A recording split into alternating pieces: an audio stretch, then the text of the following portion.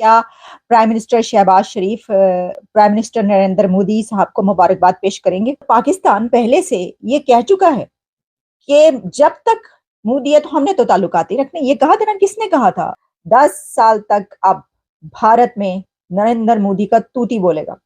पाकिस्तान नरेंद्र मोदी साहब की हुकूमत से ताल्लुक कायम करता है और अच्छे रिलेशंस बना लेता है तो पाकिस्तान के लिए फायदा ही फायदा है।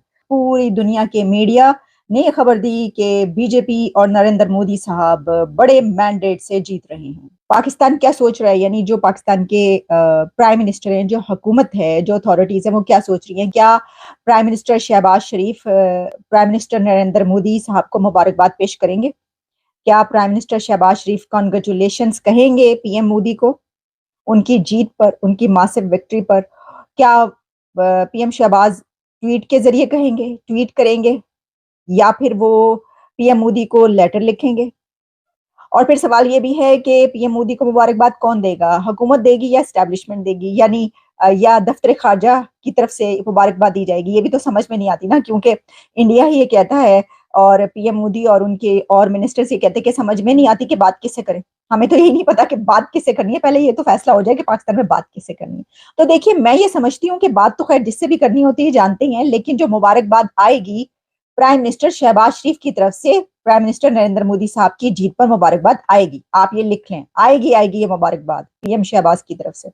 और वो ट्वीट भी करेंगे शहबाज शरीफ साहब, यकीनी तौर पर ट्वीट करेंगे, क्योंकि इससे पहले नरेंद्र मोदी साहब की तरफ से भी जब उन्होंने वोट टेकिंग सेरेमनी उनकी थी तो उन्होंने उनके लिए ट्वीट किया था, और भी ऐसे ये हम एक प्रैक्टिस देखते हैं।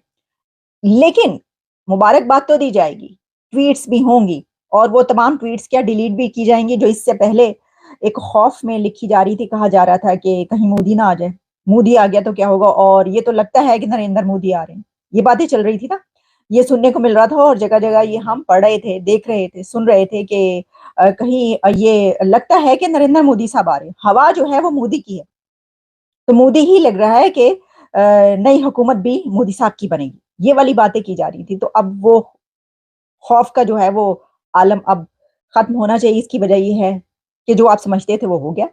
इसकी वजह ये है कि नरेंद्र मोदी साहब आ रहे हैं। लेकिन देखें, एक तो ये कि इसकी इसमें इतनी परेशानी वाली कौन सी बात है, लेकिन परेशानी वाली बात है।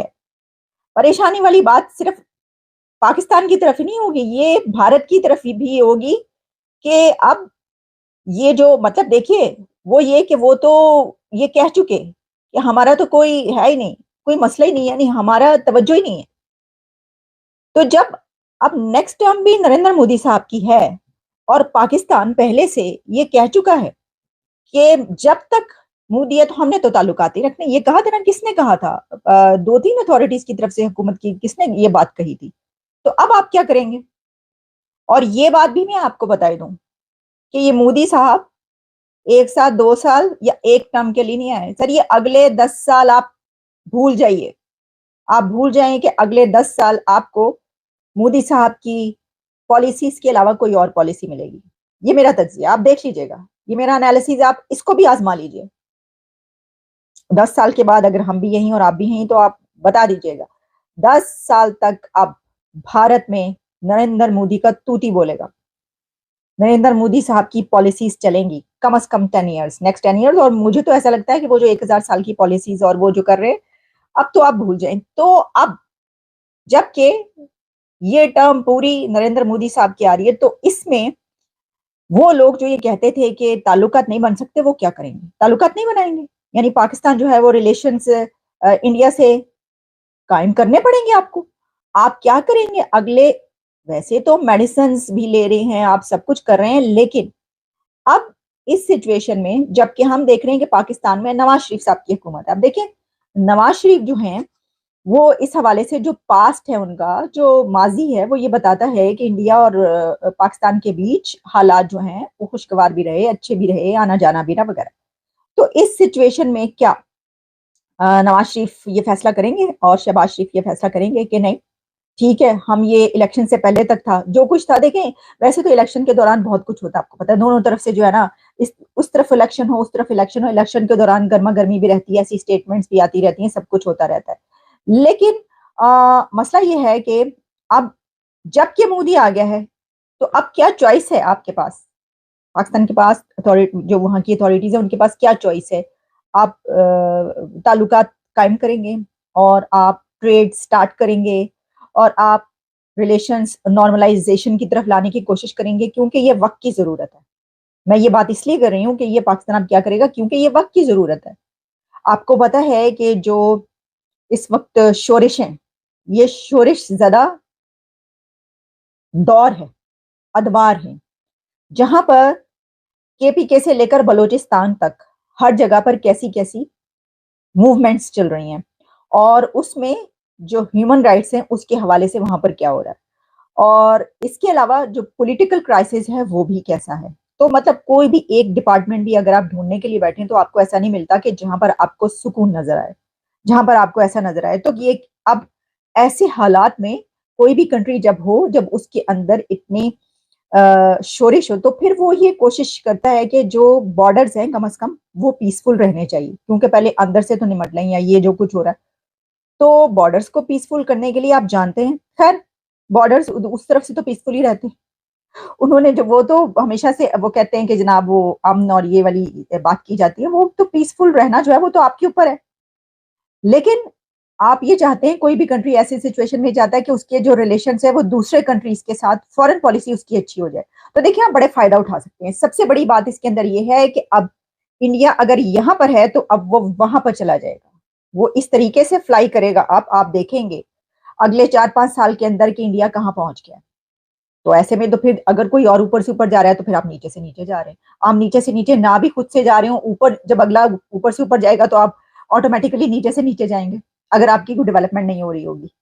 तो या तो आप डेवलपमेंट के तरीके निकाल लें, ठीक है ना, यानी आप अपने मुल्क को डेवलप करने की शुरू कर दें और ये सारे स्टेप्स जो है लेना शुरू कर दें। एक तो ये, और दूसरा ये कि अगर आप देख रहे हैं कि आईएमएफ के पास हम तो हैं, इस तरह के कोई तरीके नहीं निकल सकते, तो कम से कम आपको ये तो जरूर करना पड़ेगा। मतलब मैं समझती हूँ कि जो है वो हुकूमत को, वहाँ की और अथॉरिटीज को ये सोचना चाहिए अब कि इस तरह की जो चीजें होती हैं अब उनसे बाहर निकल आया जाए, और ये इस एक वक्त से फायदा उठाया जाए। और अगर पाकिस्तान नरेंद्र मोदी साहब की हुकूमत से ताल्लुक कायम करता है और अच्छे रिलेशंस बना लेता है, तो पाकिस्तान के लिए फायदा ही फायदा है। मैं समझती हूँ कि कोई एक भी नुकसान नहीं होगा। फिर इसके बाद ये कि देखिए, बल्कि ये कहना चाहिए कि कोई एक ऐसा लीडर वहां पर भी आ जाए, पाकिस्तान में भी कोई मोदी जैसा लीडर आ जाए, वहां पर भी मोदी जैसा लीडर उनको मिल जाए कोई, तो तभी वो उठा सकता है मुल्क को। जो मैं ये कह रही हूँ कि या तो अपने मुल्क को डेवलप कर लें, एक ये आपके पास ऑप्शन है।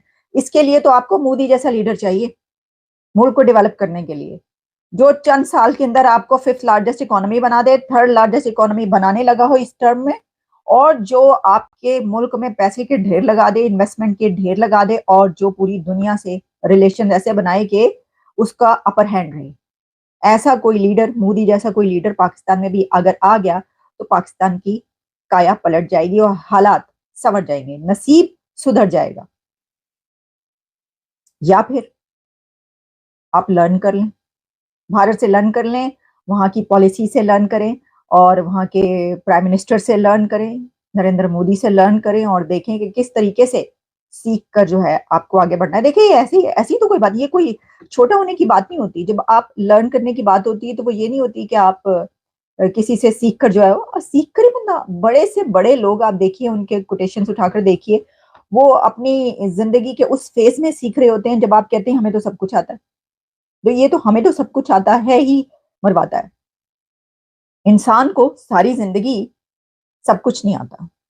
हाँ, अगर वो सीखता रहे, लर्न करता रहे, तो फिर उसको जो है वो सब कुछ आता भी है और वो फिर आगे भी बढ़ता है। तो ये है सिचुएशन। वहां पर तो जो है वो मोदी ने आना नहीं, मोदी तो भारत में ही है, भारत का ही है, और वहीं पर आएगा दोबारा भी अगर आएगा तो इसलिए खुद से अपनी पॉलिसीज को बेहतर बनाने के लिए मैं तो कहती हूँ कि अब ये जो हालात आ रहे हैं, पीएम शहबाज जब मुबारकबाद दें पीएम मोदी को, तो साथ ही कॉन्ग्रेचुलेट कहने के साथ साथ ये कहें कि आइए हाथ मिलाएं, आइए हम हाथ बढ़ाते हैं आपके साथ और अच्छे ताल्लुकात बनाते हैं। पहले ही जो दफ्तर खारजा है उसको भी, और जो दूसरी अथॉरिटीज उनको इसके लिए पहले ही तैयार हो जाना चाहिए कि अब हमने किस तरीके से इसमें करना है। वरना आप जानते हैं कि फिर आप खौफ के आलम में रहना चाहते हैं, तो फिर ठीक है, ओके, फिर ये बातें करते हैं जो पहले हो रही है कि हाँ हाँ ये क्या हो गया, ओहो अब क्या होगा, ये तो लुट गए मर गए उनकी होने, अब क्या होगा।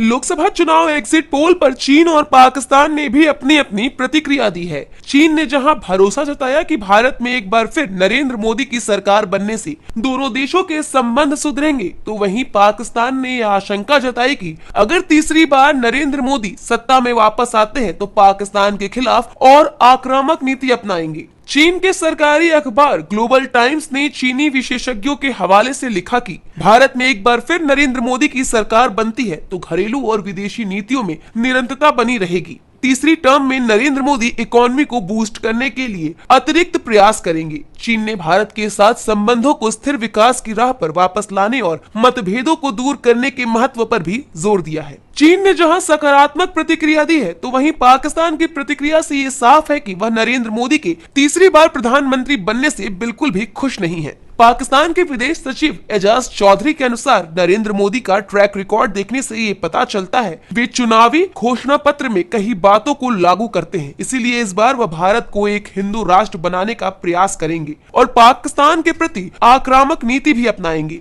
बता दें कि लोकसभा चुनाव के दौरान भी पाकिस्तान से ऐसे ही बयान आते रहते थे। पूर्ववर्ती इमरान खान सरकार में मंत्री फवाद चौधरी ने एक बार राहुल गांधी की तारीफ की थी, फिर एक इंटरव्यू में बताया था कि हर पाकिस्तानी चाहता है कि नरेंद्र मोदी हार जाए और भारत में राहुल गांधी और अरविंद केजरीवाल की सरकार बने।